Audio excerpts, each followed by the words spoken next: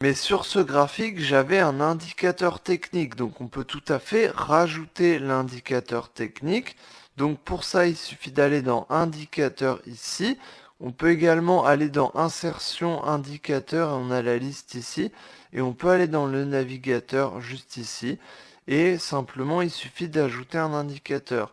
Donc par exemple, si je veux ajouter le MACD, bah ici j'ai le MACD, je le glisse dessus, je l'ajoute, donc ici on est en 12, 9, 26, je l'ajoute et ici on voit qu'on a le MACD.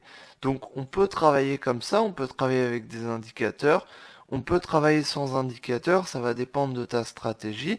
En tout cas ici, si tu veux commencer à analyser et à trader, tu peux utiliser des graphiques comme ça, tu peux configurer les graphiques, ajouter des indicateurs et ensuite simplement commencer à trader.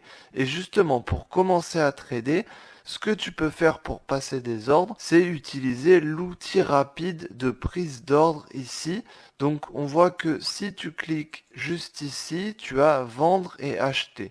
Donc tu peux simplement acheter rapidement et vendre rapidement. Et ça, c'est les boutons en un clic. Donc ça te permet en un seul clic d'acheter ou de vendre. Donc ça, c'est très pratique.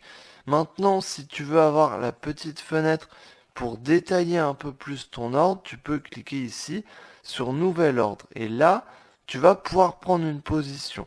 Tu vas pouvoir prendre une position sur différents critères. Donc, tu as différentes informations à rentrer. Pour ça, tu as le volume. Donc, le volume, ça va être compris entre 9 et 0,01. Donc, il faut savoir que un lot correspond à 1000 euros. Par exemple, ici, on est sur l'euro-dollar, donc ça va correspondre à 1000 euros. Donc, par exemple, tu peux très bien prendre une position qui va être de 0,05. Donc là, on a une position avec 0,05. Notre position vaut 5000 euros. Donc si je veux prendre une position de 5000 euros ici, j'ai juste à cliquer sur vendre ou sur acheter. Maintenant, on voit que on a le niveau de stop et le niveau de take profit. Donc tu peux aussi définir un niveau de stop et un niveau de take profit. Donc pour ça, on peut simplement définir un niveau de stop. Donc je vais mettre mon stop par exemple ici. Donc on va placer un stop ici. Donc pour ça, j'ai juste à rentrer le prix auquel je veux placer mon stop loss. Et ensuite ici, je place le prix auquel je veux placer mon take profit.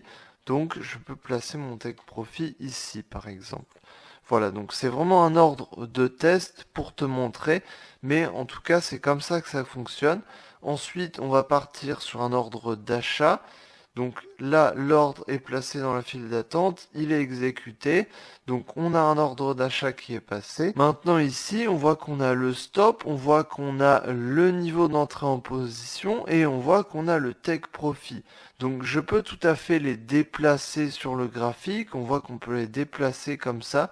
Donc je peux éloigner mon stop, je peux rapprocher mon stop. Ici, il me demande d'activer l'outil de trading en un clic. Donc c'est également ce qui permet d'utiliser les deux boutons ici. Donc je vais activer ça. Et ensuite, après ça, je peux déplacer mon stop loss en un clic comme ça. Et je peux aussi augmenter mon take profit si je le souhaite. Donc là, j'ai pris une position, c'est une position de test, c'est pour ça que je suis sur un compte de démonstration, mais ce que je te recommande, c'est de faire une analyse. Pour ça, tu peux utiliser les outils qu'il y a ici. Donc tu vois que tu peux tracer des niveaux de support et de résistance ici. Tu peux également utiliser des droites de tendance. Donc tu peux dessiner des droites de tendance comme ça. Et ça, c'est avec les outils qui sont placés ici. Tu as également les retracements de Fibonacci que tu peux utiliser. Donc après, voilà, il y a plein d'outils que tu peux utiliser. En tout cas, c'est des outils qui peuvent te permettre de faire des bonnes analyses techniques et de prendre tes trades avec une bonne analyse technique. Mais ici, on voit qu'on a pris une position et qu'est-ce qui se passe une fois qu'on a pris une position? On voit qu'on a une ligne qui s'est affichée juste en dessous. Donc on a la ligne de la position qu'on a pris.